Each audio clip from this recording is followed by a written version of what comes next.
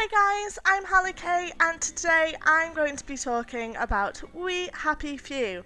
This title is from Compulsion Games and is around a week away from release on Steam and Xbox One.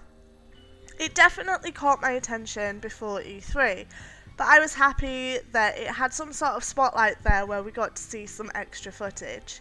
Since then, it has also come about that this game has taken people by surprise by its playstyle. And I'm sure many other people believe this game to play similar to titles like BioShock, where the game would be very objective and narrative driven, but this isn't actually the case. We Happy Few's main point of focus is on survival techniques and progressing through, as well as finding out the narrative as you survive and play along. Nevertheless, I've looked over the footage that was released for E3, as well as a spotlight video from GameSpot, which gives us a bit more, which I will link below, and from there I've composed 5 questions that I really need answers to from when the game is released. First though, I want to talk about what we know about the game so far. We Happy Few is set in the 1960s in a sort of dystopian retro futuristic art style. Something has happened which has led people to become dependent on a drug called joy, which it makes you forget things and become a lot happier and carefree in life.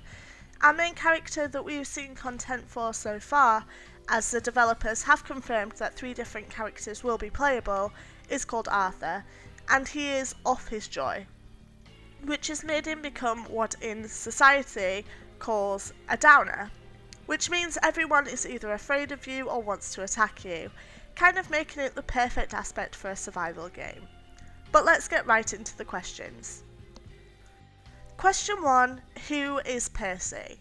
This is probably one of the biggest questions from the game. From the footage released at E3, we learned about Percy, or Percival, very early on, which is through a newspaper that we see on the redactor.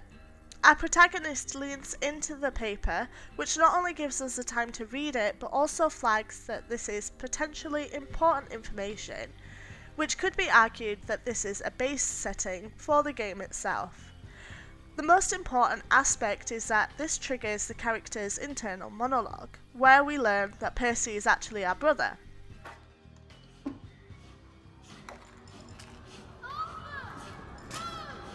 Percy! Percy!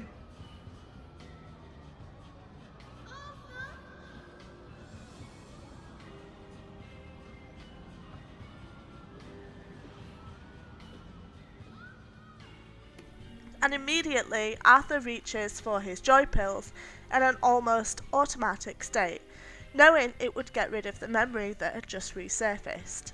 But in turn, this forces our character to choose not to take his joy. This clearly connotes that the connection between Arthur and Percy is strong enough for Arthur not to take his joy. But why? We already know that joy makes people forget things, so maybe he was coming down from the joy, and seeing this newspaper triggered his memory. And now he realises he doesn't actually know where his brother is, or if something terrible has happened to him and he needs rescuing. Obviously, right now the game is not released, and we don't have the answer to this, but I think it's definitely made its point in the spotlight that this is probably a big narrative point throughout the game, and gives us as the players a purpose. Question 2. What happened to Prudence? The second question happens literally a few moments after we are introduced to the enigma that is Percy, but this time it is Prudence. There is a piece of dialogue between Arthur and his boss whereby Arthur asks whether someone called Prudence is coming back to work, and then mentions that he's made a welcome back card for her. Wasn't Prudence supposed to be coming back today? I made her a welcome back card. Then, when the character is free to roam, we can actually access Prudence's office, where we see an old, falling apart welcome back banner, a mouldy fruit basket, and a wall covered in posters about a vacation. Whilst looking around the office, Arthur can also interact with a full pill bottle of joy, which again triggers an internal monologue from Arthur, asking if Prue was off her joy. Are you off your joy, Prue? I mean, you too. The internal monologue that we keep getting from Arthur are obvious snippets of information that are there purposefully for us. So if what happened to Prue wasn't actually that important, I don't see any reason as to why they just wouldn't leave it out of the game. Unless, of course, we are to assume that this is what happens when they find out that you are off your joy, and that's a reason she isn't coming back. Question 3. Where are all the children? This one isn't so much storyline, but more of an observation, and the answer could be really simple or more complex, which could lead on to a plot point for the storyline. Throughout the trailer and the extra footage, we do not see any children in the area of Wellington Wells. Apart from perhaps a fountain we see in the trailer, this seems to resemble a man, woman and child holding hands and rotating in a circle. What is also interesting is one of the newspaper articles talks about some sort of registration form for children under 13. Of course, we only know this if we pause the spotlight footage and read the article that is in the redactor. But I definitely think it was worth mentioning. There has been multiple observations surrounding the lack of children within We Happy Few, and looking around, some people think that something very sinister has happened, like all the children were sacrificed, which is why they all have to take joy now, or simply because the game is survival based and they didn't want to incorporate the possibility of killing innocent children into the mix. Question 4. Why do they need to take joy and how does it affect them? This was a question I felt I couldn't leave out. Joy is obviously the one thing that is making people seem crazy, and yet the entire population of Wellington Wells are seemingly addicted to it. I did a bit of delving into what the drug joy could actually be in real life, or could have sparked some inspiration for its creation. The best thing that I could come up with is a possible combination of an antidepressant called amitriptyline and MDMA, or more commonly known as ecstasy. Around the time of the 1960s, amitriptyline was introduced on the market, but ecstasy had been around since 1912 and wasn't made illegal in the UK until the 1970s. Amitriptyline is a drug that works by affecting the balance of natural chemicals such as serotonin in the brain to alleviate symptoms of depression. When looking at the medication itself, it has listed side effects of agitation, aggressive behaviour, irritability, hostility, and studies have previously shown memory loss from taking the drug. This all seems to represent the kind of things that we see in We Happy Few. Apart from the actual joy effect where everyone is happy, which is where ecstasy would come in.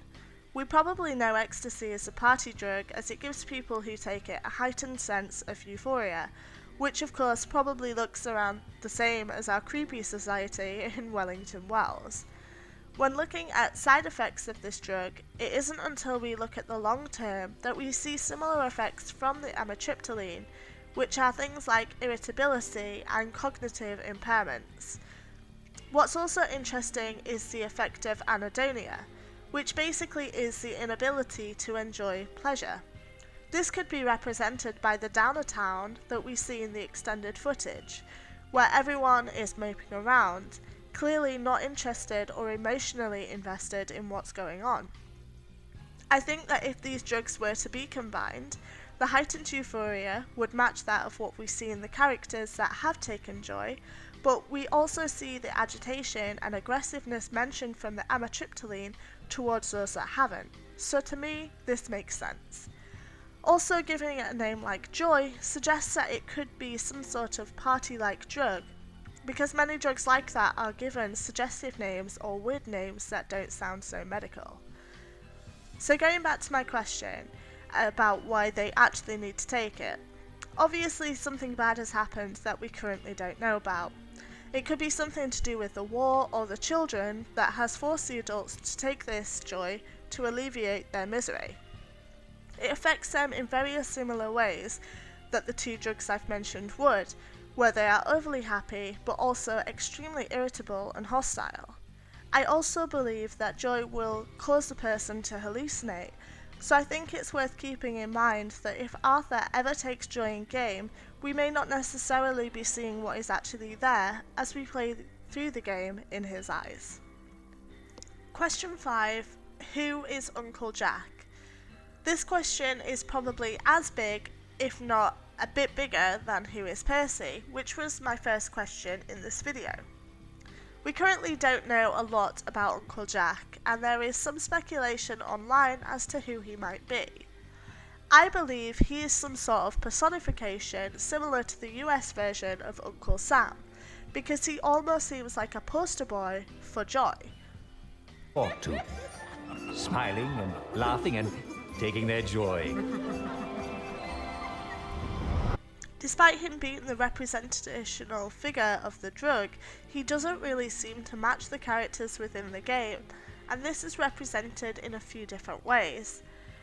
The first is how he is a real human being. He's not animated or built in 3D polygons. Everything about Uncle Jack is filmed in real time and then played throughout the game. I definitely think this marks him as an important character, as well as his omnipresence, which is represented both within the extended footage but more so in the trailer.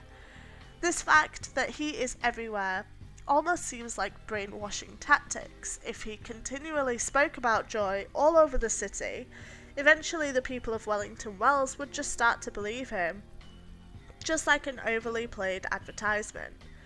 Something else that strikes me as odd is that he doesn't really seem to be on joy himself. We don't know if he produced the drug or why he promotes it, but in the first few moments of the trailer, we see him almost warming up for a performance and then putting on an overly happy act to the audience that is Wellington Wells.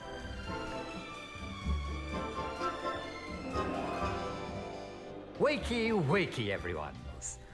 Again, there must be reasons behind the fact that we see this and are led to this discovery by the creators.